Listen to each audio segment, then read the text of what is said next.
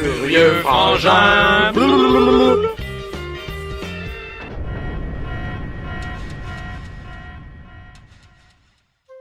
Avant toute chose, c'est important que vous sachiez que je n'endosse en rien l'usage de la violence pour revenir à ses fins. Good? Alright.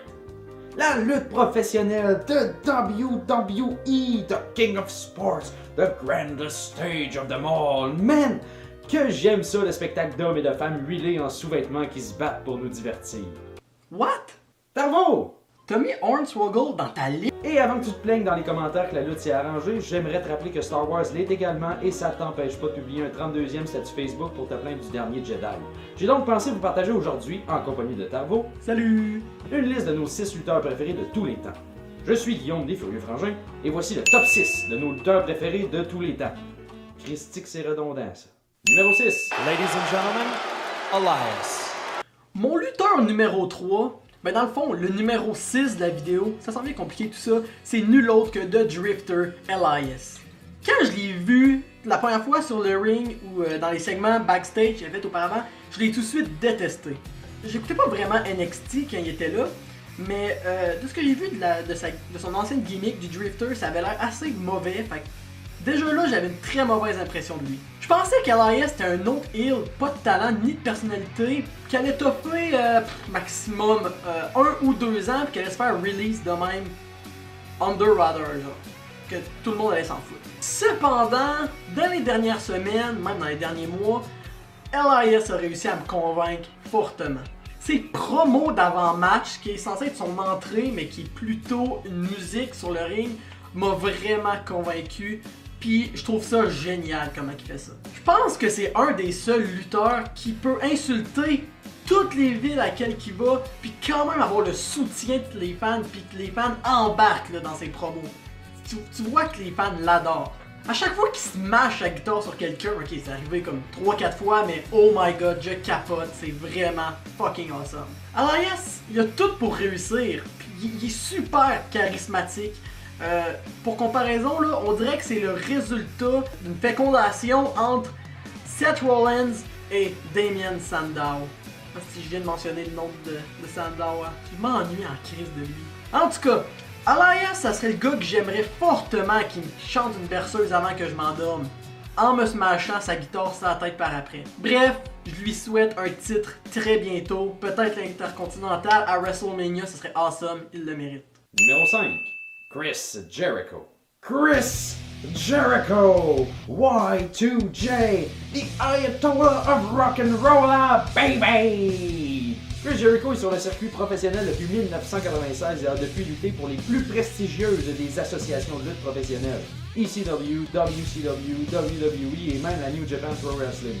Ce qui caractérise le plus Y2J, c'est sa personnalité flamboyante et sa longévité dans la discipline. On parle d'une carrière de plus de 20 ans. Hey! 20 ans à se faire frapper dessus, à se faire garrocher à gauche puis à droite, à se faire sauter dessus depuis la troisième corde, puis j'en passe. Pourtant, The Man of 1004 Holes n'a jamais cessé de nous surprendre. Why? Here's why. On parle d'un homme qui a déjà interprété une vedette du rock, un homme égocentrique en complet, un fanatique des moustaches et même le tenancier d'une liste de Stupid Idiot. Et avec 30 titres à son actif, dont 6 titres de champion du monde et 9 titres de champion intercontinental, ce qui constitue un record d'ailleurs, on peut difficilement contester son brio tant devant le micro que dans le ring. Malgré son âge maintenant plutôt avancé pour un lutteur professionnel, c'est-à-dire 47 ans, The Best in the World at what he does continue de faire des étincelles partout à travers le monde, ayant récemment montré un personnage d'une agressivité déconcertante lors de son programme avec Kenny Omega de la New Japan Pro Wrestling. Ça, c'est ce que j'appelle une légende de la lutte. Numéro 4. The Miz. Mon lutteur numéro 2, mais dans le fond le numéro 4, hein, c'est The A-Lister, The Miz. Plusieurs personnes vont me juger, mais les vrais connaisseurs, les vrais OG, vous allez approuver mon choix. J'ai des souvenirs très flous de The Miz quand j'étais petit puis je commençais à écouter la lutte. Il y avait un chapeau vraiment bizarre, mais vraiment classe, et des culottes assez laides. Il faisait tout le temps ça avec ses mains. J'ai toujours trouvé ça awkward, puis je l'aimais pas. Mais The Miz c'est devenu tellement plus que ça. C'est un des meilleurs heels que la compagnie a eu, genre ever, là, tout le temps. Personne peut renier ça. Contrairement à beaucoup de gens, j'adore son personnage de lâche qui est jamais capable de gagner par lui-même, qui a tout le temps besoin de Curtis Axel et de Bo Dallas du Mistourage pour gagner. mais que malgré ça, c'est quand même lui, à l'heure où je tourne la vidéo, qui est champion intercontinental et qu'il se dirige présentement à battre le record, je pense, de longévité, voilà, de la ceinture d'intercontinental. Et il me semble qu'au dernier Raw de cette semaine, il a dit qu'il était à 61 jours. En tout cas, il était à environ 2 mois de battre le record du monde de longévité. Puis je pense qu'il y a des bonnes chances de l'atteindre. À vrai dire, je pense que tous les fans de lutte moderne vont associer le titre intercontinental à The Miz pis ça pour toujours. À chaque fois que je vois que le lundi il va avoir un épisode de son fameux talk show Miz TV, oh my god, ça fait tellement ma semaine au complet, j'adore Miz TV. On peut dire que Miz TV a beaucoup plus de succès pis c'est bien meilleur que la carrière de The Miz à Hollywood. Rendu à comment là de films de Marines 45? En tout cas, je le considère facilement dans le top 5 des meilleurs heels de toute l'histoire de la WWE, de toutes les fédérations en fait. Puis j'ai bien hâte de voir ses prochaines rivalités, même si ses meilleurs vont rester avec Daniel Bryan et Dolph Ziggler. Ça met une place spéciale dans mon cœur. Je t'aime, Demise. Numéro 3. AJ Styles. Jadis la coqueluche de la scène indépendante, AJ Styles a fait le saut vers la WWE en janvier 2016 avec une apparition surprise au Royal Rumble annuel et oh boy! Quel impact! Tu sais, impact, la TNA, c'est un jeu de mots genre... Ah, je comprends. Depuis ses débuts, Styles a fait tourner toutes les têtes à SmackDown Live avec 2 titres des États-Unis et 2 titres de champion du monde de la WWE, sans compter les dizaines de titres cumulés partout à travers le monde. Reconnu pour son talent dans l'arène, le père de 4 enfants a été nommé lutteur de l'année en 2015 et en 2016 par le Wrestling Observer, soit plus de 10 ans après son match 5 étoiles contre Christopher Daniels et Samoa Joe. Maintenant âgé de 40 ans, le phénoménal est plus brillant que jamais avec des rivalités en vente et potentielles avec des grands noms tels que Shinsuke Nakamura, Kevin Owens, Sami Zayn, Bobby Roode, puis j'en passe même. On sait qu'il affrontera Nakamura à WrestleMania 34, ce qui nous permet à tous de constater que l'avenir est plus que brillant pour le père de 4 enfants. Et en plus de ça, c'est connu de plus. Styles est un gros gamer et il aime Jésus, puis Tarbo c'est un gros gamer, puis moi j'aime Jésus, puis tout le monde devrait gamer avec Jésus. Next! Numéro 2. Edge. Voilà ce qui m'apporte à mon numéro 1, le GOAT de mon cœur, The Rated R Superstar, Edge. Au début, quand j'étais petit, je me suis mis à adorer Edge parce que c'était mon personnage préféré sur SmackDown vs Raw 2007 sur Xbox 360. C'est d'ailleurs ce jeu-là qui m'a fait prendre part à la lutte. À la suite de l'opération, j'avais eu ce jeu-là en cadeau. Puis c'est après que je me suis mis à regarder. Puis je jouais aussi avec des figurines, puis j'avais comme... Je devais avoir 5 Edge là, c'était vraiment nice. En grandissant, je me suis intéressé de plus en plus à son personnage. Edge, c'est plus que le petit méchant avec les cheveux longs blonds. C'est The Ultimate Opportunist. C'est le gars qui est vraiment prêt à faire n'importe quoi pour arriver à ses fins.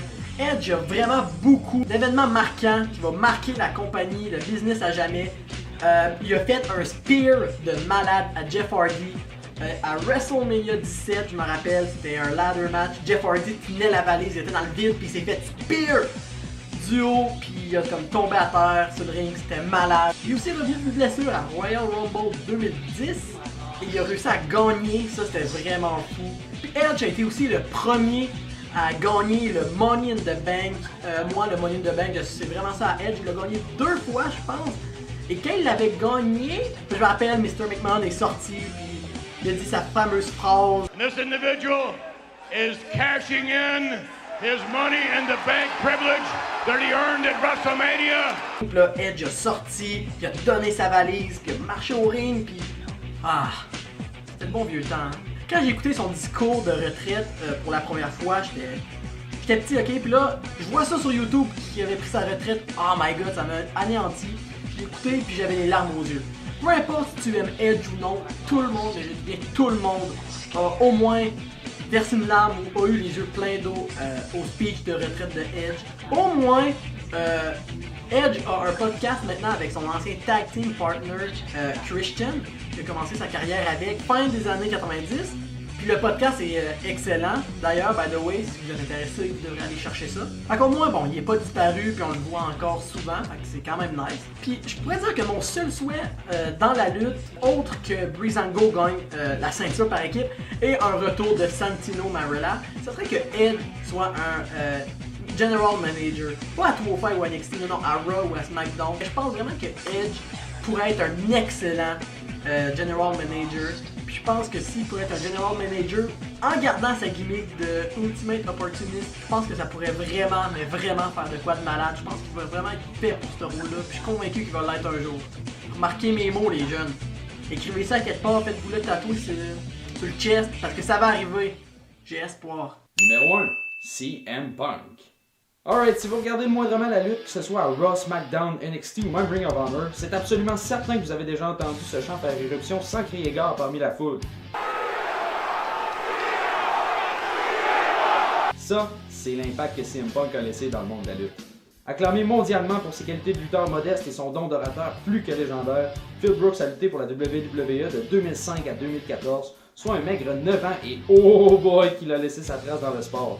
Avant sa promo improvisée de 2011, communément appelée Pipe Bomb, Punk n'était rien de plus qu'un lutteur de milieu de carte, mais cette promo, que tu devrais aller écouter sur le champ by the way, l'a instantanément propulsé au sommet de la carte.